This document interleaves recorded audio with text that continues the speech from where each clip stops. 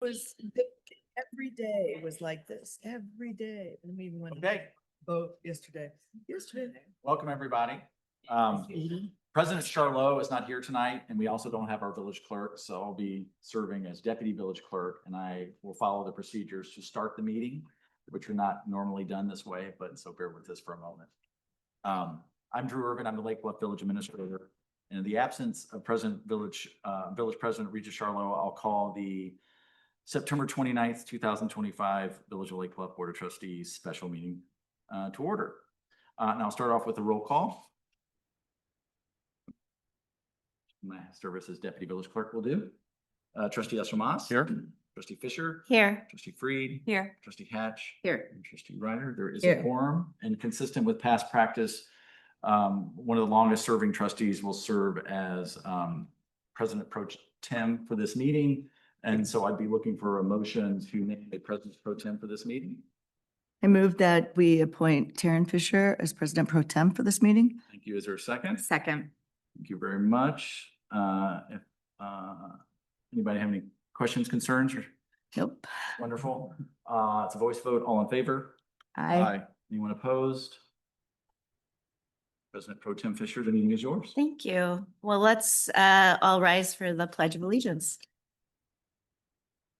I pledge allegiance to the flag of the United States of America and to the republic for which it stands, one nation, under God, indivisible, with liberty and justice for all.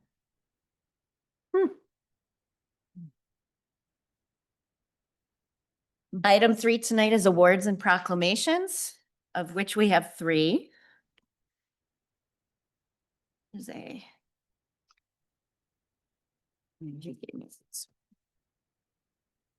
Well, it's out of order on here, but okay. Whatever you want to do. Yeah, I'll go. We're gonna start with declaring September 2025 National Suicide Prevention Month. Whereas suicide is a national and statewide public mental health problem, which occurs among all age groups and across all socioeconomic, racial, and ethnic backgrounds, is the 12th leading cause of death in the United States and the second leading cause of death among young people aged 10 to 14 and 25 to 34. And whereas in the United States, over 50,000 people die by suicide each year, and several thousand friends and family members are changed forever by losing those people. And whereas the stigma associated with mental illness and suicidality works against suicide prevention by discouraging persons at risk for suicide from seeking life-saving help and further traumatizes survivors of suicide. And whereas suicide is preventable and it is appropriate for a month to be set aside each year to dedicate our thoughts to improving the mental health of all Lake Bluff residents and raising awareness about suicide. Now, therefore, I, Taryn Fisher, President Pro Tem of the Village of Lake Bluff, Illinois, do hereby proclaim September 2025 in Lake Bluff as National Suicide Prevention Month, as addressing the mental health needs in Lake Bluff of seniors, adults, youth, children, and families is fundamental to having a healthy community. Oh, do I have to take a? Nope. you No, do not. we just get to make those proclamations. Okay, next on the list is designating October 2025 Fire Prevention Month. Whereas in 2023, U.S. fire departments responded to over 1.3 million fires, or roughly one fire every 24 seconds. And whereas nationwide, there were 3,600 fire deaths, or roughly one every 145 minutes. And whereas property loss resulting from fire during the same period totaled in excess of $23 billion. And whereas an enlightened and supportive citizenry can be effective in reducing both loss of life and property damage resulting from fire. And whereas the Village of Lake Bluff is committed to protecting its citizens from fire losses. And whereas the Village of Lake Bluff is served by an all-volunteer fire department, which works with its residents to promote fire safety. Now therefore, be it proclaimed by the village president of the Village of Lake Bluff, County of Lake, and State of Illinois, Hereby proclaiming October 2025 Fire Prevention Month in the Village of Lake Bluff. Village of Lake Bluff residents are encouraged to change the batteries in their home smoke detectors, form a fire escape plan for their home, and participate in continuing information and educational activities of the Lake Bluff Fire Department during Fire Prevention Month and throughout the year, and to practice fire safety and prevention on a continuing basis.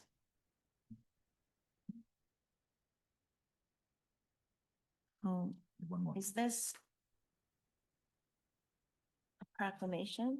So. Or are we you- just reading it? Okay. That. Okay.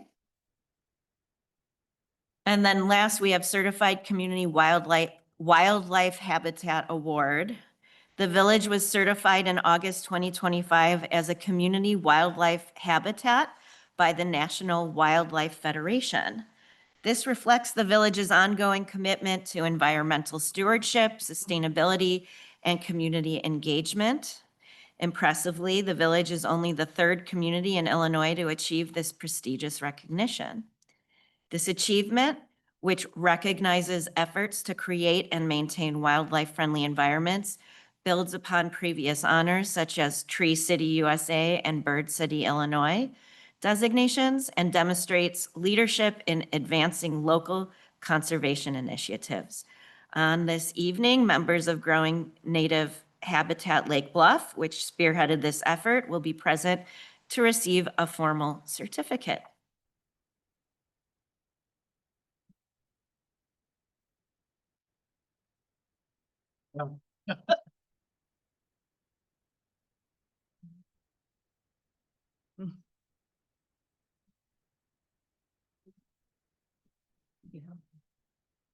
Hi, how are you? The official one's still getting framed, so Okay. don't be disappointed with your. Oh, I'm like, what's this? Not our style. Oh, I love the shirts. It's fantastic. I want to, It's okay, it's very, I didn't have time. I'm glad I'm here. so I'm gonna read this certificate. It says the Growing Native Habitat Lake Bluff, Illinois, as certified with the National Wildlife Federation.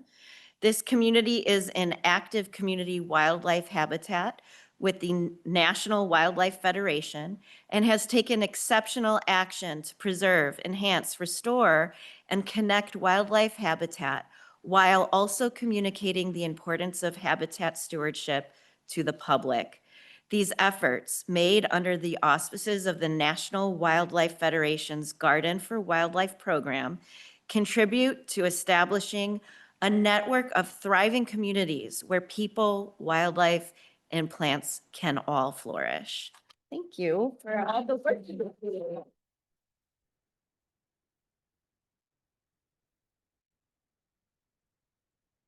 Do they get the certificate or do I Not have that- one for yeah, them? 'Cause yeah. this one's kind of torn Yeah. up.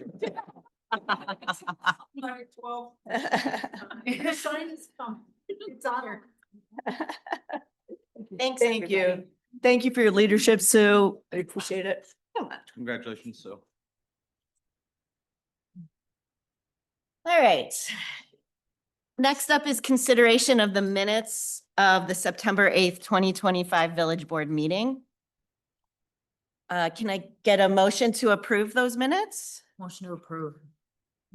Is there a second? Bueller? Second. Thank you. Does anybody have any questions, comments, concerns, corrections of those minutes?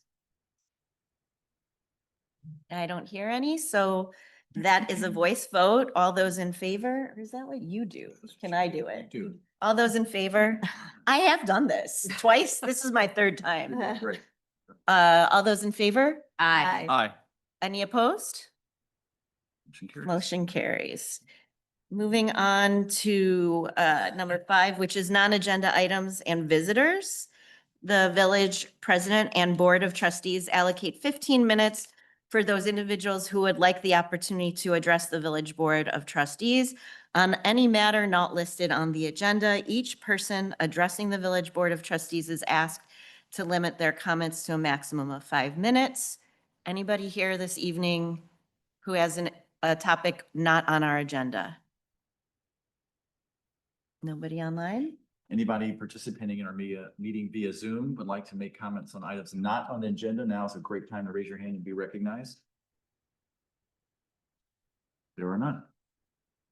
Okay, then we will move on to number 6, which is village board sets the order of the meeting. The village president and the board of trustees will entertain requests from anyone present on the order of business to be conducted during the village board meeting. And Drew, I believe we might have, 8A and number 16. okay. So without any objection from the board, I think we will move first to 8A, then to 16. And 15 Oh, 15? as well. Okay, so 15 And- and 16? Yeah. And why don't we just get them all out of the way and do 14 too? Aren't they all the same? Except for you won't vote on them. I know. Yeah. I'll leave. She's like, I know. It So- doesn't matter. 15 and 16 is fine. I'll be here the whole meeting, no matter what. 8A, Yeah, 15, 16. let's do that. Yep. We don't need a motion or Just without objection. without objection, we're gonna do it that way. So let's move on to 8A, Village Administrator's Report. Happy to share on my report. The board was just given a memorandum regarding a presentation that is going to be provided by the Lake Bluff Library. Periodically, the Lake Bluff Library comes in and gives an update on what's new in their universe. And tonight we have Allie Friedemann, as well as the executive director of the library, Natalie Startoza. Did I say that right? Starosta, sorry. And I will do a presentation in a second. You guys are welcome to come to the podium, please. Hello, everyone. It's nice to meet you. Kind of. I know we're not really meeting, but kind of. It's good to see you all anyway. I'm sure you've seen the presentation. Hopefully it's very short. I promise I won't take too much of your time. Not at all. Glad to hear about it. I am absolutely thrilled. And before I start, I want to say that the village has been amazingly welcoming, absolutely fabulous and wonderful to work with. You guys have been absolutely delightful. Drew and Bettina have helped me so many times, and I have a special nod to Mike over there as well. But let's get on to this. So personnel, we have been working on a lot of things in the library. We actually just updated our personnel handbook. The board was kind enough to hire a new director. We onboarded 4 new trustees. There has been a lot of change. We onboarded a new circulation and reference manager. Again, there has been a lot of change in the library, but we're working on pulling all of these people together and coming up with a good, stable plan for the future. Our building has been challenging. We know that. I'm sure you've heard about the building numerous times. I'm not going to belabor that point, but I'd like to talk about a few things that we have finished. We did replace all of the sprinkler heads, many of which were non-functional throughout the entire facility, so the museum side and the library side. We have found and dealt with a sinkhole in our parking lot. Thank you very much, Mike. I did tell you that I was going to bring you up. Mike was kind enough to throw a few names at me of places that would be able to handle that. And we were able to get that done with his help. We have closed a storage unit that the library's had for many, many years. So we're working very actively to try to remediate the issues that we're finding in the facility. But it's very difficult because we didn't have a capital plan that had someone come in, look at our facility and tell us, these are the issues. These are the things that you need to budget for in the future. So that's also underway right now. I am thrilled to say that by November, sometime in November, we should have a full facility assessment, which will give us that and help us plan for the future. Our finances, thank you so much for passing the IGA. We really appreciate it. We love, as I said, working with you has been absolutely fantastic.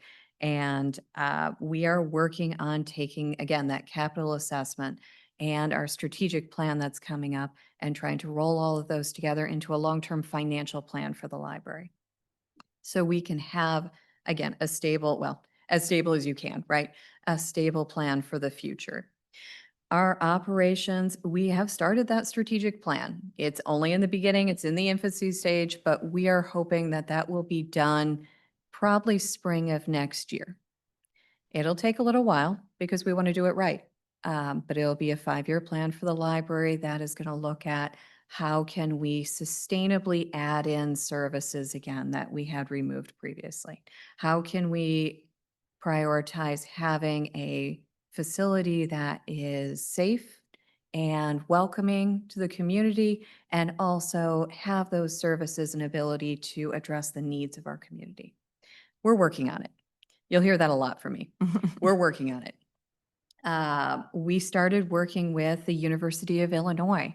They have a wonderful group. It is a class that is working on creating a marketing plan for us. So we'll have a long-term set strategic marketing plan for the library. We're working on updating our ADA accommodations through a grant that was received. We're actually applying for a second ADA grant because there's a lot of needs for the library.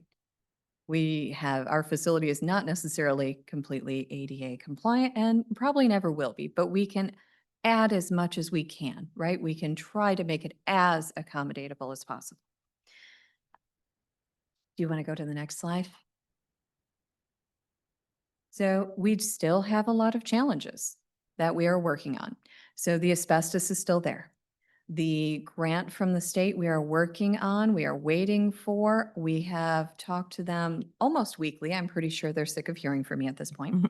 But we have all of the paperwork filed with them, including estimates of the tear out of the asbestos and the rebuild. Unfortunately, the company that comes through and tears out your asbestos doesn't rebuild.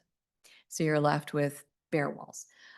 So we have quotes now on rebuilding that, which is lovely. So we'll be able to put that into effect as soon as we hear back from the state, which hopefully they keep telling me should be any time now, but we know how state grants go sometimes. We are working on our critical infrastructure issues. I talked about the sinkhole already. We have a backflow issue. We failed our inspection, and it is numerous seals that are leaking in the facility. That is scheduled for October. And I mentioned already the capital facility assessment. So we are going to know what the issues are. So hopefully we know things will come up, right? Things always come up, but hopefully we can start planning for these and not have them come up as a surprise so frequently. Our finances are always a challenge. Our finances are still a challenge. We are working on creating hopefully in the future, having some sort of capital reserve fund. So we'll be able to address those financial issues as they come up. But it's a progress. It's a process. We're getting there. Are there any questions I can answer for any of you? I told you I'd try to make it short. Thank you so much. I have a question. So finances are a challenge, there's building problems. Yeah. How's membership and attendance and usage of the library? So we've seen increases. We actually so September is library card sign up month, and we're thrilled. Last week, which obviously wasn't finished yet, we had over 61 people who had registered for new library cards. And we're very pleasantly surprised. We plan on continuing that as a year-to-year goal and trying to increase that every year. But we've seen continual increases, which is nice. That's great. Thank you. Is there anything else I can answer? If you all have any questions, please feel free to contact me anytime. Thank you so much. Thank you so much. Thank you for coming. That's happy to answer any questions, but that's my report. Thank you. So let's skip ahead to, do we want to do 14? We'll come back to it. Okay. So we're going to do 15, item 15.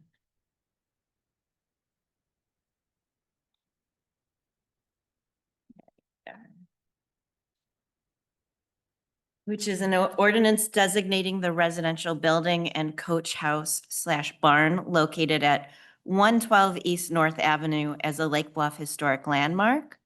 On June 17th, 2025, the village received an application from property owners Katie Riley Govan.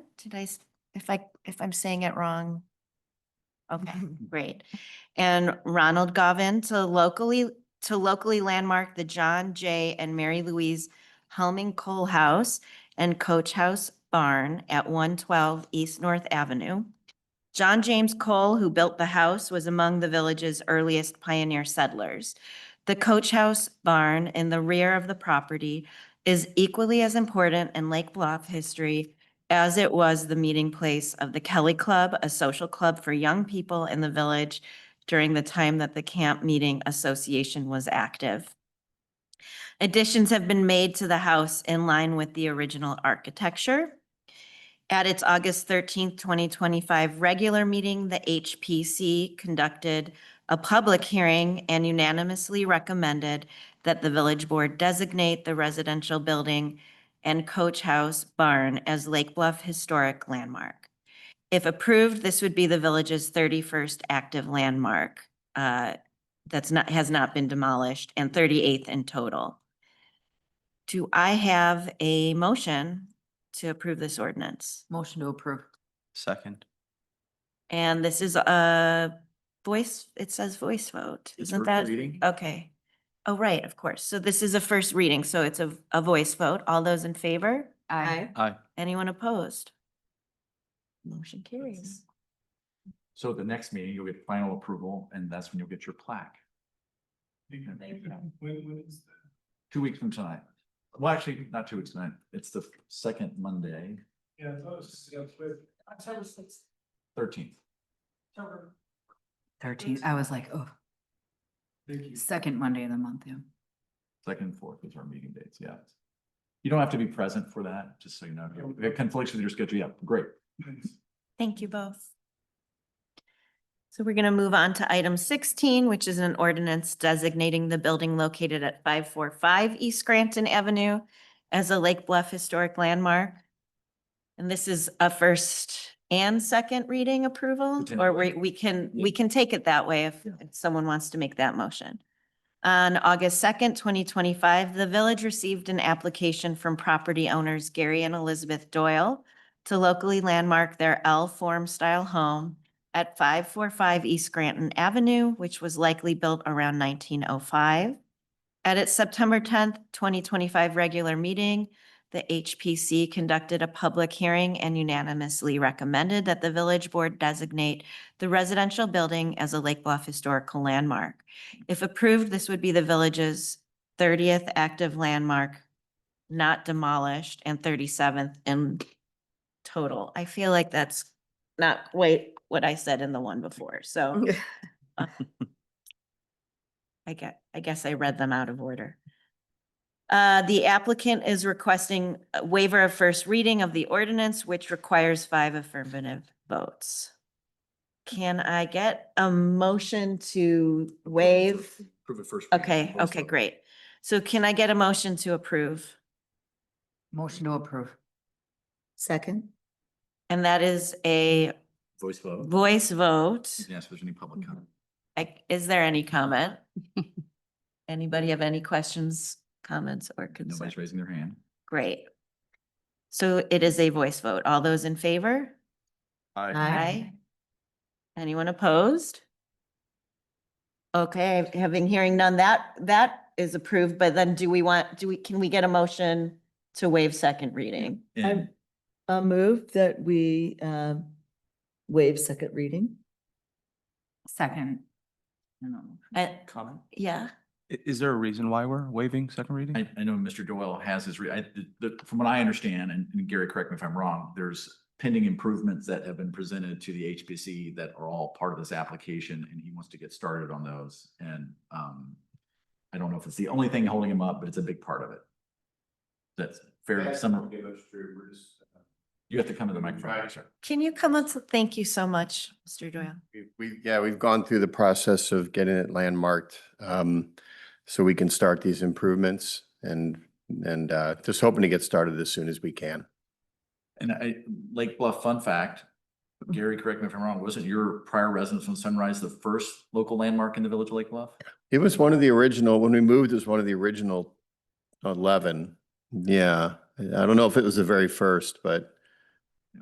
we've always been pretty involved in historic preservation. That's cool. Thank you. I have a question for you, Drew. So sounds like a easy thing to do, waive it. Can I ask you why we need to wait for a historic preservation before starting on work? That's new to me. That's a great question, and the answer is, once the property is landmarked, they get the dramatic reduction in building permit fees, Okay. Got it. which I believe is the primary motivation here. So to waive, it's a voice vote, or it's a roll call. So clerk, do you mind calling the roll? Of course not. Thank you. Trustee Eshelmas, No. trustee Fisher, Aye. trustee Freed, Aye. trustee Hatch. Aye. Trustee Ryder, Aye. and motion carries. I'm sorry, No, it No. it doesn't. fails. Yeah. Sorry.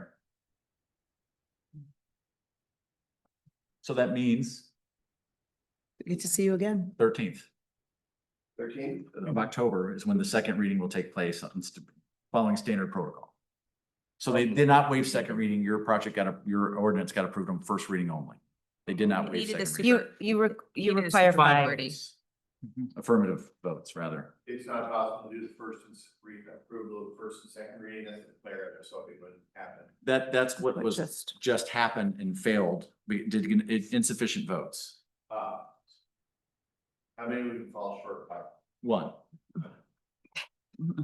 When's the next meeting again? October 13th. Yeah. All right, thank you. And Thank just so you understand, procedurally, why does that happen? Why does the village have two readings of an ordinance? It is not uncommon procedurally for communities to do that because, one, not everybody can make the meeting, and the idea is if there are any concerns about the village taking any sort of action, generally speaking, it's kind of a period of time where people can come in and say, hey, I heard you guys approved this on first reading.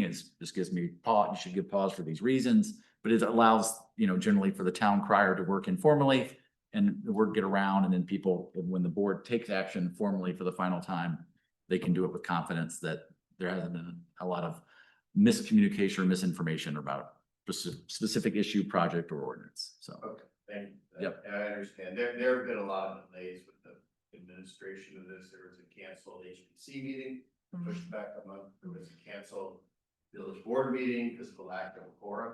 They pushed it back another couple weeks. So it's just been a lot of delays. Yeah. But I understand. Thank you. And Drew, just so I understand correctly, Yeah. construction can start anytime, it can, just that just that not a Permit. reduced Yeah. permit fees. Understood. Was Further, we waive second readings with regularity. There isn't anything irregular for us to consider it. I appreciate the need for it typically, but this is a fairly, well, we celebrate people, I thought, having their houses landmarked. So I find it uncontroversial to waive it, but I also appreciate the process, so we'll meet again.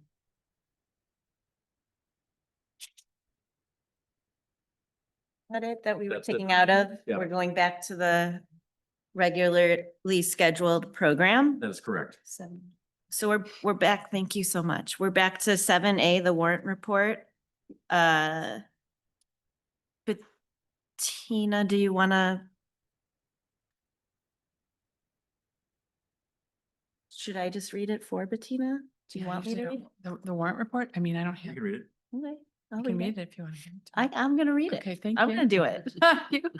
Maximize my time at this microphone.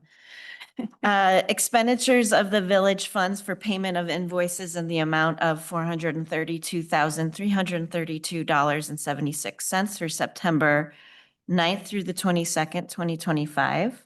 Expenditure of village funds for payroll in August 2025 in the amount of $353,624. Total expenditures of $785,956.76. We had the warrant report attached. The invoice register report shows checks with the status of open or paid. All checks with the status of open are computer-generated checks for the board's final approval. Checks with the status of paid are checks processed manually. And had the financial year 2025-2026 payroll report. So the village administrator does recommend approval of the warrant and payroll in the total amount of $785,956.76. Can I get a motion to approve of the disbursements? Motion to approve. Seconded. Anybody have any questions about the warrant report? Comments, concerns? Nope. Hearing none, this is a roll call vote. Trustee Fisher, Aye. trustee Freed, Aye. trustee Hatch, Aye. trustee Ryder, Aye. and trustee Eshelmas. Aye. It carries. And moving on to 7B, the finance report for August 2025. Sure. Good evening. Included in the packet was the August 2025 financial report. And noteworthy items included the sales tax revenue totaled $390,157, which was actually 9.1% less than the same period from fiscal year 25. However, note that that comparative period had a 29.7% spike last August. So the performance still remains consistent with long-term revenue trends and projections. General Fund FY '26 year-to-date revenues of $6,085,958 are $491,541 greater than the FY '25 year-to-date revenues. And fiscal year '26 current expenditures are consistent with or less than budgeted for the total general fund. The FY year-to-date expenditures of $3,849,476 are $276,741 greater than the expenditures for the same period in FY '25. Does anyone have any questions for Bettina? Do I have to do that first or I'm never remembering It's what fine. it doesn't matter. Generally, you're. Yeah. To Yeah, so why don't we take the motion first? Can we get a motion accept them. to accept the monthly financial report? Motion to accept the monthly financial report. Second. Okay, now I'm going to ask any questions for Bettina. No? It's a voice vote. All those in favor? Aye. Anyone opposed? Motion carries. Okay, village attorney's report? No report. I don't have a report. So let's move on to the consent agenda.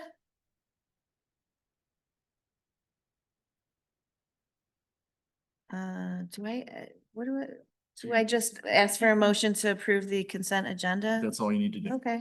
And sometimes you can read the titles. You don't have to. You guys want me to read you the titles tonight?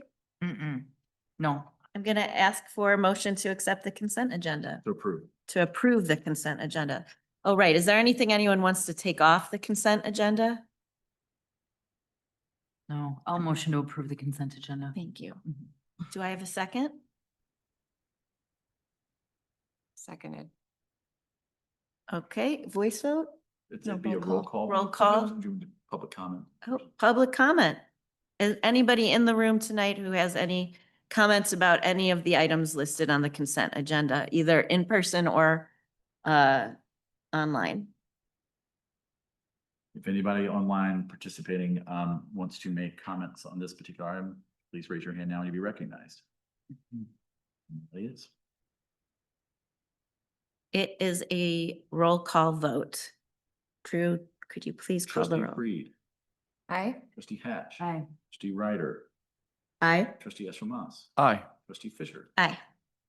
Motion carries. Noteworthy in there is obviously the e-devices and the regulations around that. I know Matt has been working with the school on that, as well as sharing our ordinance out and our materials with other communities.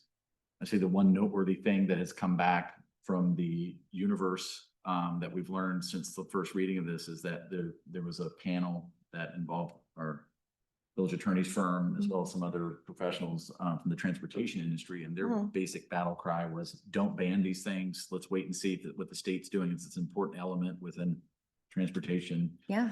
for all ages. And so I think this ordinance, these set of regulations will go towards public safety, but also at the same time, not banning them. So. Yes. Yeah, I think we did a really nice job with that one. Thank you. So we're gonna move on to, let's do 14, right? I will recuse myself. Thank you. This is an ordinance designating the building located at 456 Sunrise Avenue as a Lake Bluff Historic Landmark. And it is a second reading approval. On June 19th, 2025, the village received an application from property owners Todd Porter and Susan Ryder to locally landmark their Queen Anne style home at 456 Sunrise Avenue.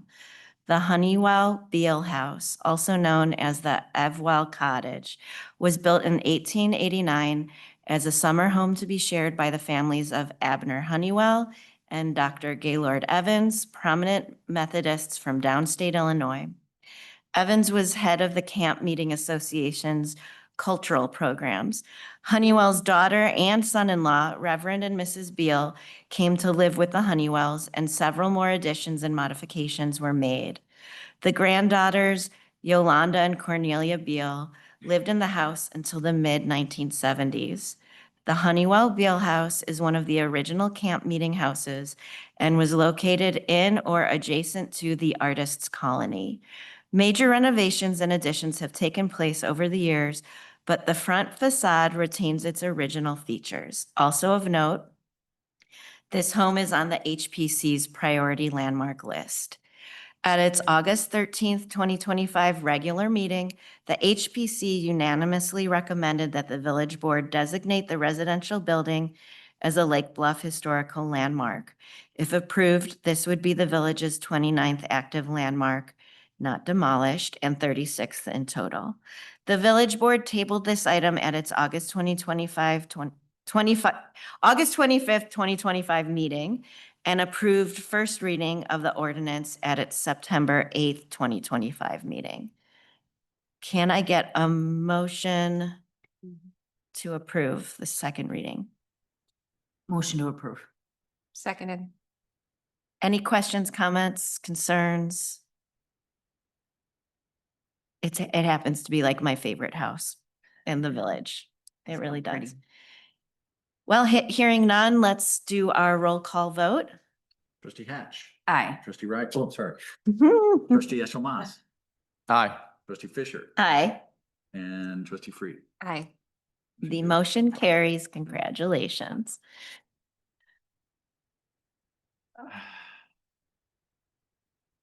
Thank you. Moving on to item. There is this presentation. Oh, yeah, Susan. Presentation. Oh. Oh, thank you. Oh, my husband. Oh, Matt. Love that. Thank you. Yeah.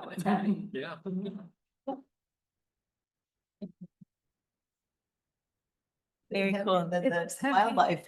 That's what everyone says anytime they receive it, like at the Oscars. It's like, I know. things heavy. Thank you. You followed through. Thank you for doing that. Item 17. And I'm right? I'm crossing off the list Mhm, correctly. An yes. ordinance amending Title I of the Lake Bluff Municipal Code regarding the village's home rule municipal retailers occupation tax, home rule municipal service tax, and home rule municipal use tax. So Yeah. I guess if based off the conversation held earlier today during the workshop, that there wasn't a consensus to move on this item.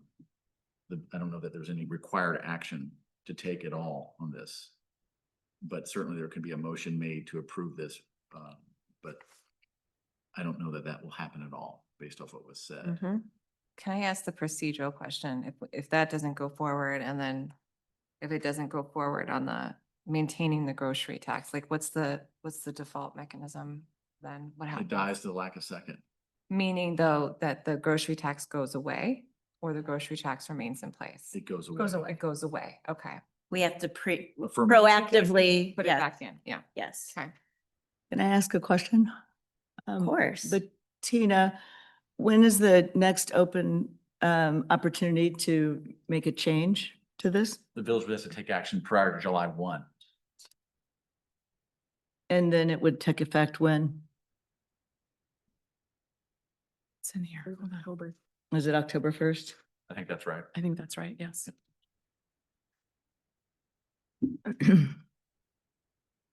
I'll make a motion to approve the ordinance with a sunset date of October 1, if no action is taken to extend it further.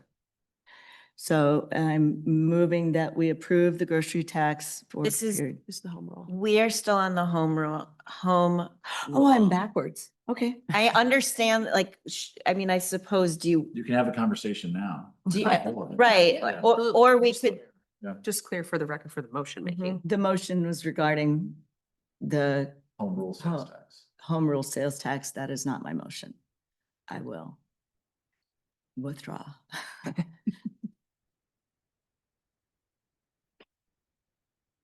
so is anyone interested in making that motion for the home rule sales tax?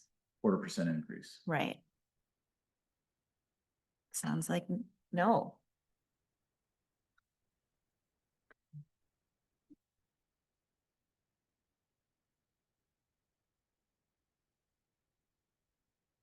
Okay, so we're moving on. 18.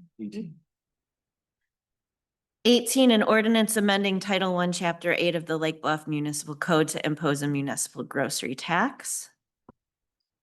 So I will make a motion to approve this ordinance as written with the amendment that it sunset as of October 1st, 2026, unless further action is taken to extend it beyond that date. Is there a second? So that puts it in place until October 1st, 2026. It's my intention. So the next window, just so I have the The right next date, window. needs to be postmarked by April 1st to begin collecting July 1st. Oh, I see. So the There's a sunset would 6-month be, window. right. Per sun- year. sunset would be on July 1. Right. But they Unless need to we have do it by further. April 1st. So Can- I'll make just the motion that we approve this ordinance with the sunset date of July 1, 2026, unless we take action prior to April 1st, 2026 to extend it further. Is there a second? Seconded.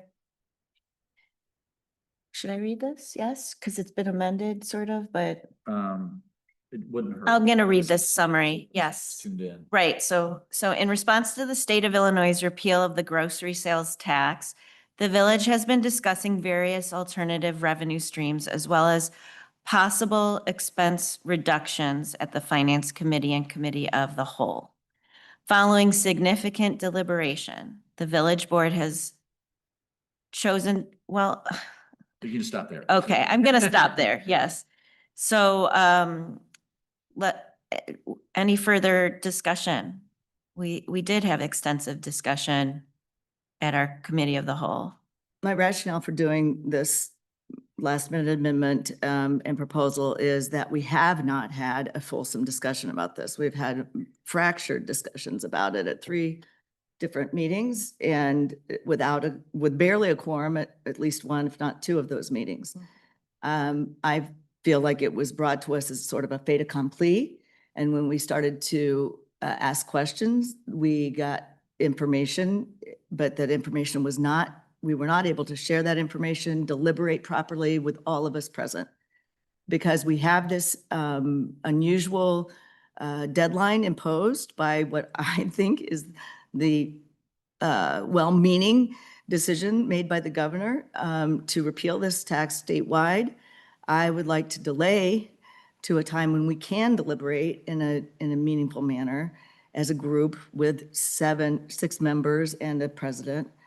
And so that is the reason for my proposal that we extend the grocery tax for a period to include the first 6 months of the year, but to sunset on July 1, 2026, unless we take action to extend it further. It is maintaining the status quo, contrary to what my trustee El Shamaz believes. It's maintaining the status quo while we can get proper deliberation to a very important issue.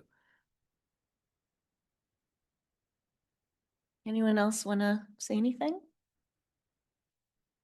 We take 4 votes. Mhm. Yes. Okay. And based off the village's procedures, contrary to what we talked about earlier too, that there is a process when there's a deadline within the village code that the village would not have to waive second reading, that this can be final action on this ordinance this evening and approved and submitted to the Department of Revenue tomorrow morning. Okay.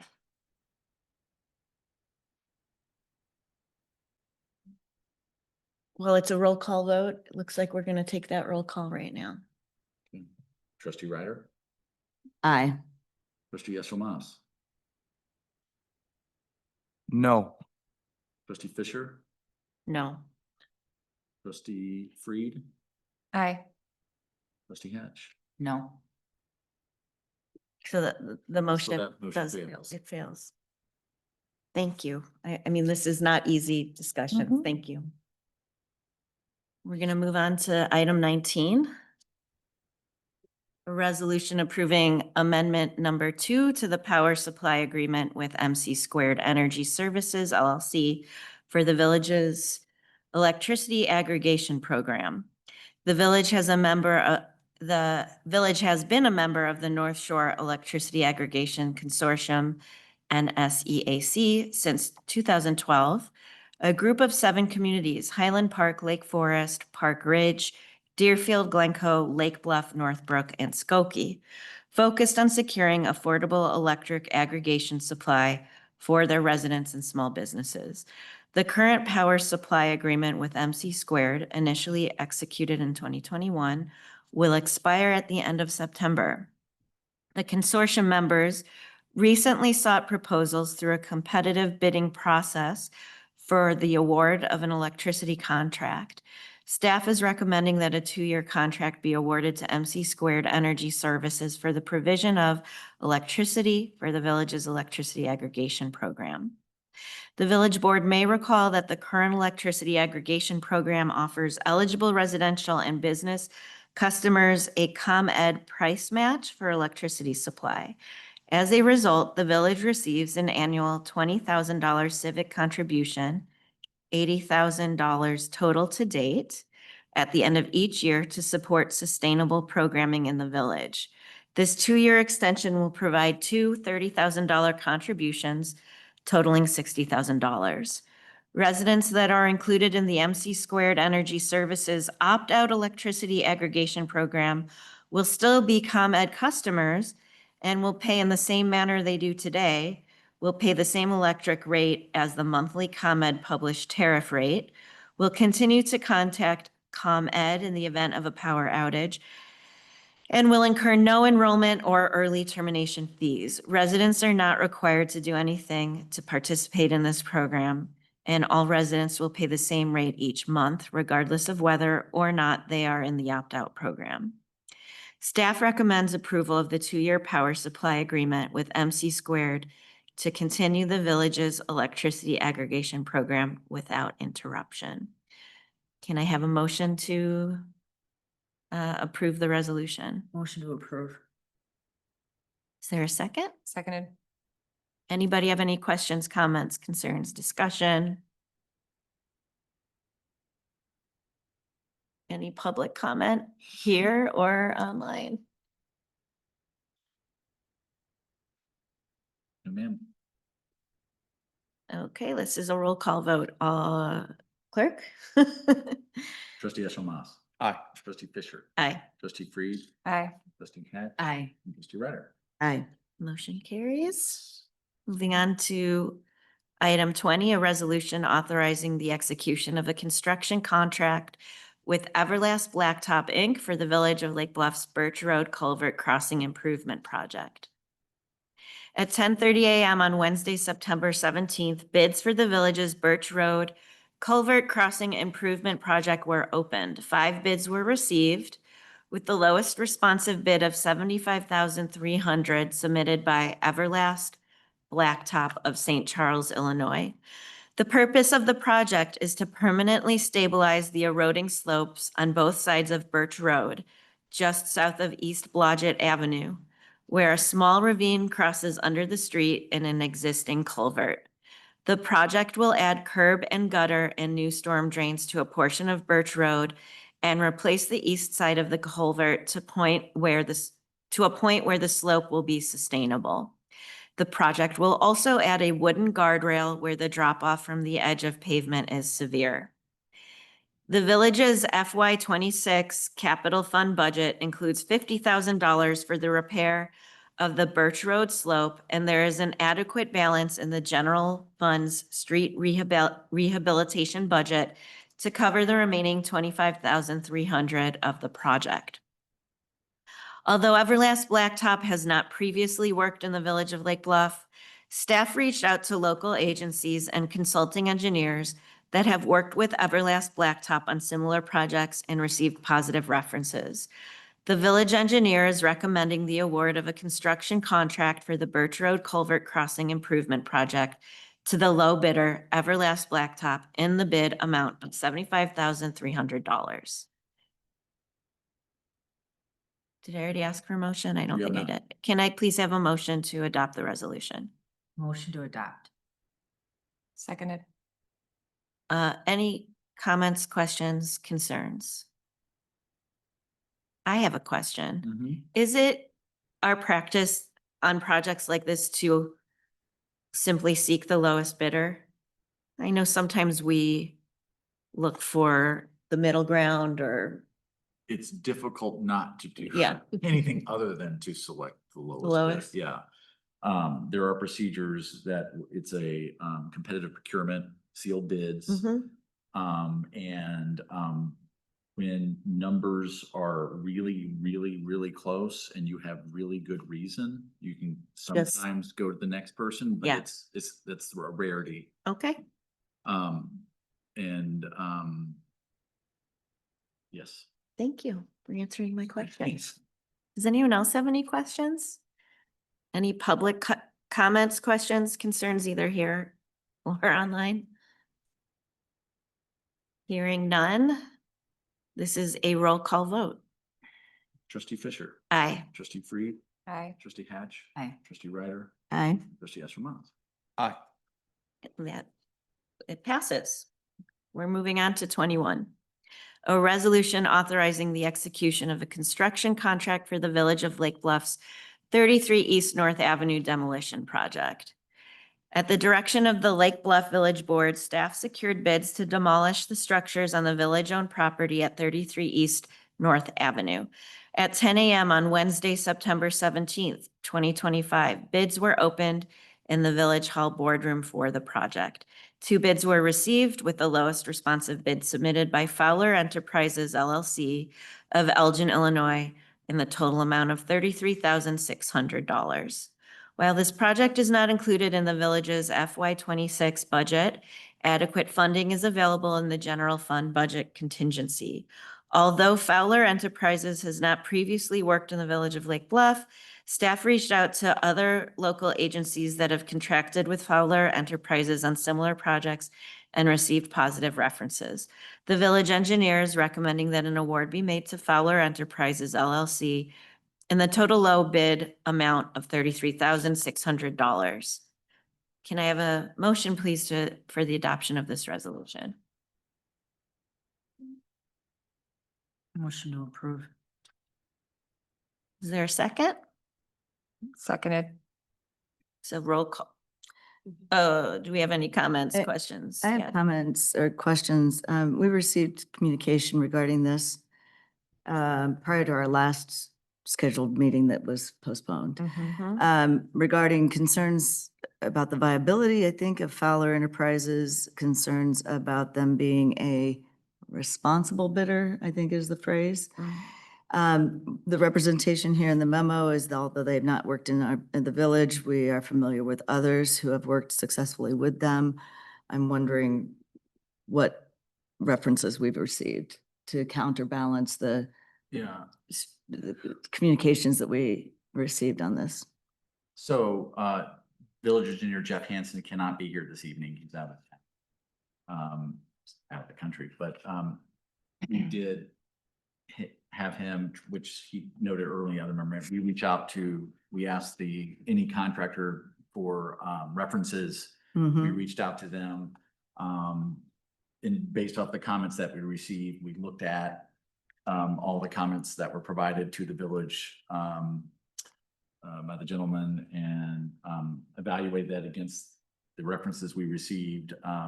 This firm has done a lot of work for municipalities successfully. They have done work, and Jeff asked the specific question of them, and one of their references, if they've worked, I mean, this is in a tight residential area adjacent to the central business district. They've done jobs similar to that without issue and done them well. I think I can't recall a public bid or process where the village has gotten contract information like that we received. That's I think fairly new to the village, but people are allowed. That's why there's a public process to offer comment. So we have positive reviews. Did we reach out to any that purportedly skipped these guys? North Chicago skipped them, maybe? Looking at the communication, John Price, who I know and respect, seems to have avoided using these folks, unless I'm misrepresenting what I'm recalling. Yeah, Fowler. We received 3 bids for demolition of South Elementary, all within a narrow range. Fowler was the lowest bidder, but they've opted to go with a negligibly higher bidder. To your point, I understand that it's hard to not go with the lowest bidder. I can appreciate why, but there was enough here that I became concerned about the issues that were presented, understanding that lots of people have different motivations, but also understanding that there was a little bit more noise here than I expected. Yeah, and I will tell you that I don't believe we were probably a contractor's not going to give us the references where they got 1 out of 10 stars, right? That's not gonna happen. But Jeff has been involved with a lot of very complex projects. Oh, I'm sure, I know. This is not it, right? This is a demolition of a, single family residence that's not very large. I mean, the biggest complexities is its location, but it's not, I mean, there's been a lot of things torn down in this area over time.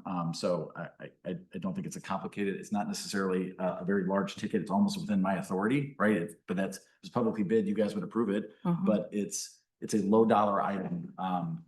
But not to say that every dollar shouldn't be watched, right? So, but nonetheless, I think in this particular case, based off the comments, we only had 2 bidders. The other one, I think the same individual took exception to as well. Yeah, there was not nearly the amount of detail that there was with Fowler. So what are the risks of the village not awarding the project and going out to bid again? I think Jeff and I had a conversation about this. The fear is prices go up, right? They're going to go up, and why? So that's the risk. Could that be an action you take? Yes, you can reject all bids and go out. The project scope would remain the same. Perhaps it was a timing issue, and that when the village put it out, there wasn't, who knows? But, our typical practice is we share it with locals, thinking with known players in the market, and we advertise it. We follow our procurement rules and advertise it and see, sometimes we get a few and sometimes we don't. This one, we didn't get a lot of bids. So those are the risks. I know Jeff would be hesitant. He's not here, but I know when we talked about it, he was worried about going out to bid again. Yeah. But what are the other risks involved with this? The home is, the village has gone down the steps of eradicating the existing, trying to think of the word. Mike, are you here? I'm gonna ask Mike Croak to chime in. He helped out with the part of getting rid of it's not the lead paint, but the windows have lead paint and some of the things. Those will come out just prior to the demolition and the timing of that. Mike, help me out. Sure, yeah, the vermiculite is the word you're looking for. They removed the vermiculite insulation from the attic. Yeah, and then the next step would be Well, they wowould remove the windows and the shingles on the garage because those are the asbestos items. The window caulk, and the shingles on the garage. So those will be removed next. And so the general concern or the direction from the board, at least the staff understood it, was the village doesn't want this sitting there idly. And the idea that there may be a code issue or two at play here that's existing.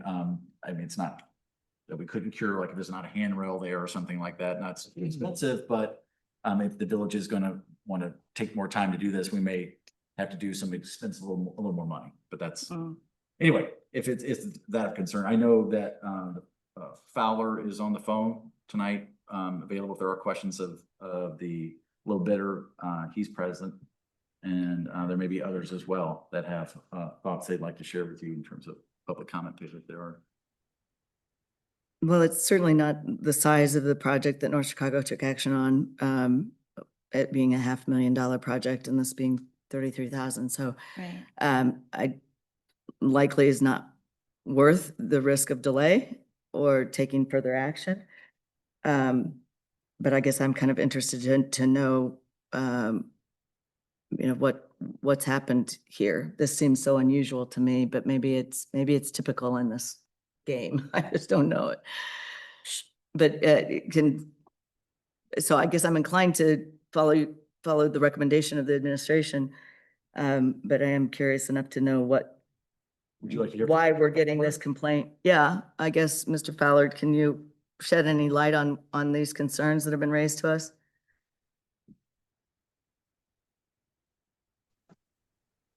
Hello? Jay? Can you guys hear me? Yes. Yes, we can. Yes. Thank you. Okay, so the main concern here is because I'm a non-union contractor. So I'm a smaller contractor. I'm not that big. I go out and I do the work myself. You know, I run the equipment, I put the beds together and everything. So that's the main concern here, why this company is like reaching out to you guys. I see. And this is a project that you would do yourself? Is that what you're saying? Correct. And I'm very familiar with all the rules and regulations of the prevailing wage and everything. And I follow those all the time. You know, we're constantly doing public projects for other cities and municipalities. North Chicago, that job you did bring up, that was like, yeah, a $500,000 job. I was low bid on it. I got the bond. I'm, you know, financially stable to get the bond for it and everything. The reason the client didn't choose me is because the next low bidder was a very, very large demolition contractor. And they felt very more comfortable with going with them instead of me, because that would have been my biggest project if I did take that one on, which I was hoping Yes. to do, but didn't get the chance to. But yeah. It sounds like the size of this project is right in your wheelhouse. Oh, yeah. Yeah. I do houses and stuff all the time. I've done, I think, 7 houses for Lake County stormwater management, you know, all up in that area in Highland Park and Gurney. We did a couple there. But yeah, houses are not a problem for us. Okay, thank you. Does anyone else have questions? Taryn, thank you. I look at this as an opportunity to save $33,600. I think, and I would encourage others to look at this through the lens of voting no on this tonight. We could roll this demo into whatever project we end up putting there, similar to what the bank building did. They waited until they were going to begin construction to demo that building. In my opinion, that building is not an eyesore. It doesn't look bad from the outside. Now, inside, we've done some training and things there, which is understandable. But yeah, we've already talked about potentially putting different developments there and giving a preferential treatment to a developer for that land. So I think it's an opportunity to save 33,000 and let the demo roll into whatever the new construction ends up being. That's my opinion. So you're saying that the cost of the demolition would be substantially reduced cost if it were part of the construction, or virtually nothing? I guess your calculation is nothing? It would cost nothing to demo it if it were part of the construction. If we sell that land to a developer at a preferred price, and made the demo their responsibility, I mean, we could choose to do whatever we want, but that's my opinion. I see. Since we're not going to be doing the construction, someone Correct. else is. Yeah. But the calculation that you're making is that it's $33,600 that we wouldn't knock off of wouldn't be the price would not be adjusted for that. Correct. They can choose whatever demo company they want, assuming someone even wants to build on that at whatever point we put that. Yeah. And Drew, what I understood you to be saying is that there are some code violations in a house that we, the code enforcers, own. Mike, help me out there. What did you observe on the site? Yeah, well, there's quite a few issues, and yeah, I'll get to the code violations, property maintenance code violations. But one other thing I want to mention is, because we had been told we wanted to demo this house, we had Jeff Hansen and I had already told the utility companies to disconnect their lines, which means, once electrical is disconnected, the sump pump's no longer running, the basement starts to fill with water, and then, a few weeks or months down the road, you're growing mold in there. So we would probably be looking at paying money to reconnect electric power if we're not going to tear it down now. But as far as violations, inside there is some exposed knob and tube wiring in the basement, which is a danger. On the outside, as far as exterior property maintenance violations, the dormers up on the roof, that wood is rotting, the paint's peeling off of it. Those are violations. I think the garage is generally in pretty bad condition as far as siding and the soffit and fascia on the roof there.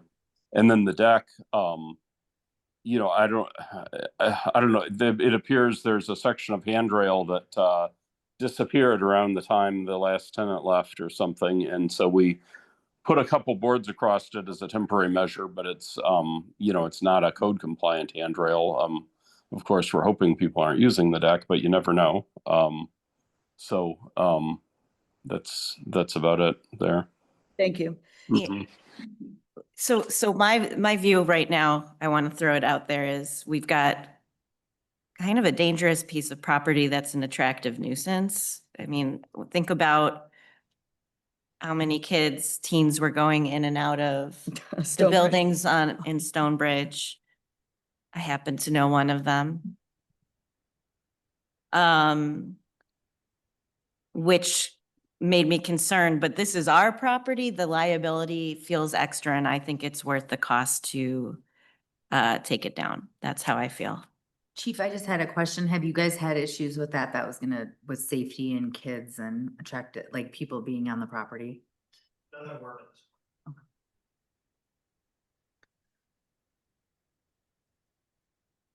Okay. Other public comments? Yeah. Are there other public comments? Anybody online who'd like to say anything? Taryn, one other comment, if Yeah, there's yeah. nothing else. One thing that caught me off guard was the OSHA violation. It seemed that a worker at their previous site got knocked into a hole. That was alarming to me because a contractor of that size, OSHA's not looking for them. They only get called if there's an accident. That's my understanding of it. Mhm. So, in this demo project, we're creating a big hole and we're bringing someone in with a known history of a citation for that specific thing. So to me, that was a red flag. Absolutely. Jake, why don't- Yeah, Mr. Fowler, do you want to speak to that? Yeah, so we did have an injury, workplace injury, and all workplace injuries, you need to call OSHA and they have to come out and assess and see what happened. So OSHA did not fine us of any violation, but we did have that workplace injury. That is correct. And we have learned from that mistake that we made, and we've upgraded our safety policy, and we're definitely very, very more cautious as we go about our work now. Any other comments either on the panel or online?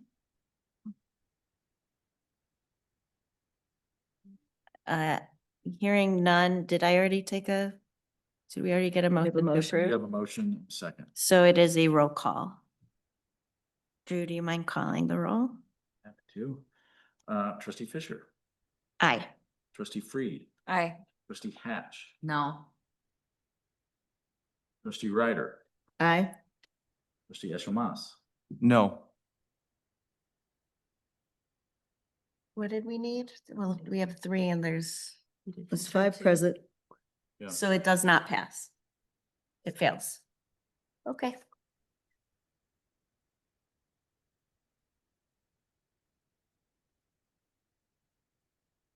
Okay. We will, So do we need a motion to do something about? well, the direction, yeah, so Yeah. I think the cleanest thing to do, I can get with Jeff on this. He gets back on Monday, but we could rebid it. So, but Part what, of, part of the element was restoration, the timing of this. Right. and Maybe pushed up against the wall of that, but I think we could do our best to button it up further until there's a decision to be made. I need to get back with Jeff and then I'll just regroup and get back to you guys. sounds good. Yeah. Yeah, just in terms of turning the electricity back on or the sump pump, like those are Yeah. concerns, so. Is that something that you can do without our direction? Yes, but I don't know that we would need to, depending on the timing of putting out the bid and I guess I'll have to talk to my team and come back and let you know what the action plan is. Okay. So is it worthwhile? Doesn't sound like for trustee Elshmas, it would make a difference if we rebid it or not, but perhaps it would for others. Yeah. I have the same, I have the same concern. Like, I feel like it's a cost of doing business if you're gonna buy that property and that land, and they should pay for it. So unless we have a different, Right, is it worth rebidding if we don't have the votes? If the direction changes, if it's don't tear it down, if it's a change in direction, then we should know that, yes. okay, why don't we regroup on that and not do the rebid unless and until we have Clear direction. clear direction? Yeah. Okay. Thank you, everybody. On to item 22, resolution approving waiver of bid and the execution of an agreement with TGF Enterprises, Inc. for snow removal and salt application for village streets.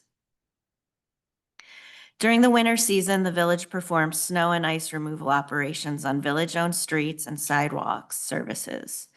Following Public Work Department staffing reductions made in conjunction with the 2009 outsourcing of residential household waste and recycling collection, the village began supplementing its services to ensure the village's snow and ice control plan can be efficiently executed.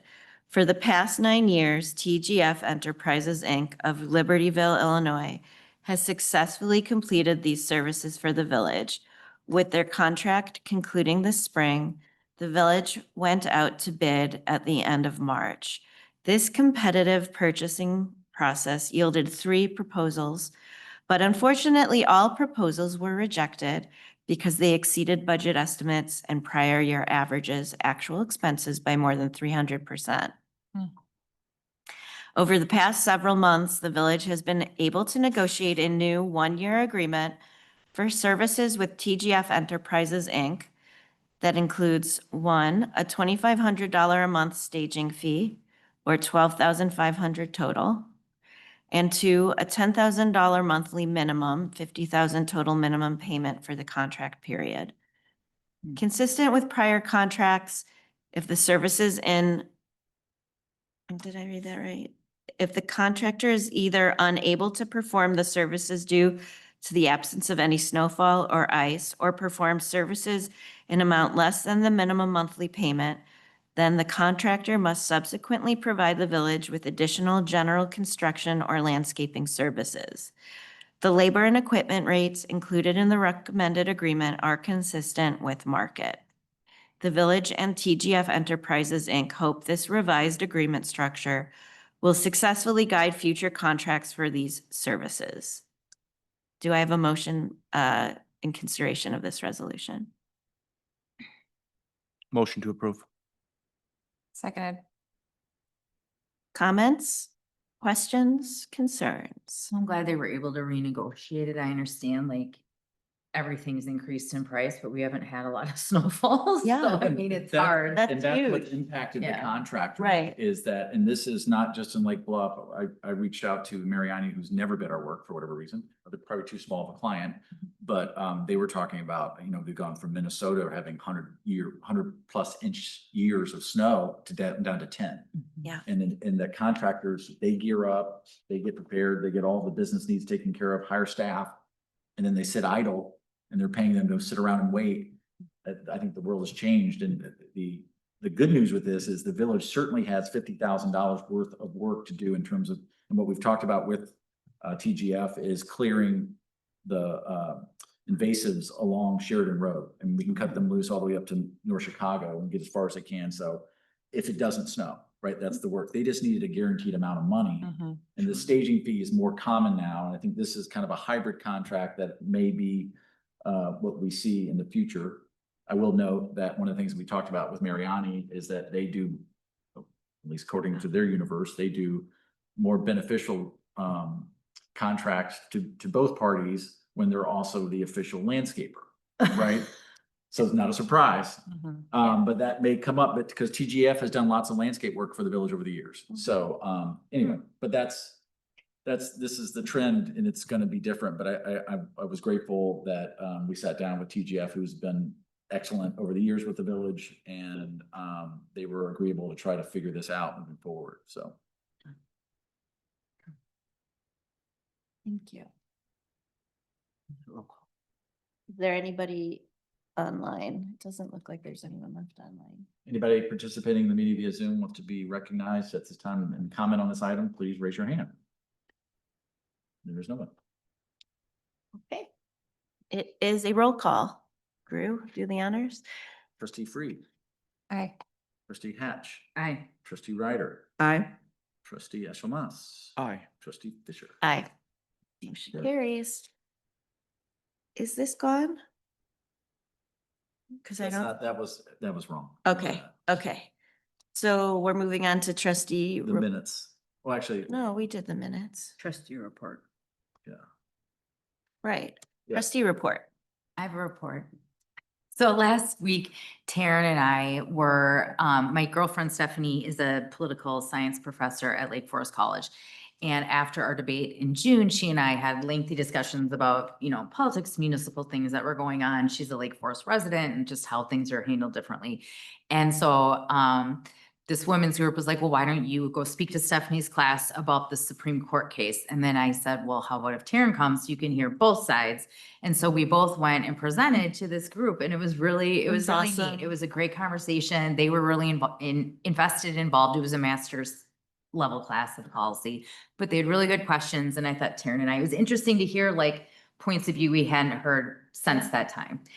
So I appreciated it. And Thank I you. really appreciated that you invited me, and I feel like though we keep talking about how strong this panel has become, having gone through what we did back in the spring, it was really delightful and lovely for me just as friends to unite and teach a class together to really great reviews. And I will add that my mother reached out to me to say she has a friend in the class who was not in attendance, but heard from all of her classmates that it was like the best. Oh. So we did a really good job. But more importantly, I think what I was most proud of is our ability to talk about a difficult time for our board with like a great perspective, and really talk about the weight that falls on small government, local government, and how hard this job is. And we both got questions that were kind of pushback Yeah. and tricky, and it was just a very positive experience. So thank you for inviting me, and thanks for bringing that up tonight. Taryn, I have a report also. I saw in our informational report 2 weeks ago that our neighbors to the south had their first death from West Nile virus. And I wanted to take a minute to thank our village administrator, Drew, for the swift actions he took to spray our village and the recommendation from the Lake County Health Department to do that. So thank you, Drew, and thank you, your team. Thank you. Yeah. Thank you. I'm like to have my hands left from hand wringing over, so. I think actually DuPage County, I think that's in the paper today, had their first Mm. death related to this now. Terrible. Um, Okay. that's the executive session minutes. Do we have to go into? You don't have to unless Okay. there's changes. Okay, so item 25 is consideration of the minutes of the September 8th, 2025 executive session. Has everybody had a chance to review them, and are there any comments or requests to revise? Can I get a motion to approve those minutes? Motion to approve? Is there a second? Annie? Second. Yeah. Voice vote? It's a roll call. or Oh. Voice vote. For exec session? I think if it's unanimous, it can be a voice Yeah, I think vote. it's a voice vote. Okay. Unanimous, yeah. All those in favor? Aye. Anyone opposed? Motion carries. Motion to adjourn. We don't have an executive session, so can I get a motion to adjourn? So moved. Second. All those in favor? Aye. Aye. Aye. Anyone Sorry. opposed? Oh, that was, I don't hear any, so the motion carries and we are adjourned. Thanks, everybody, for a good meeting. Thanks for entertaining me at this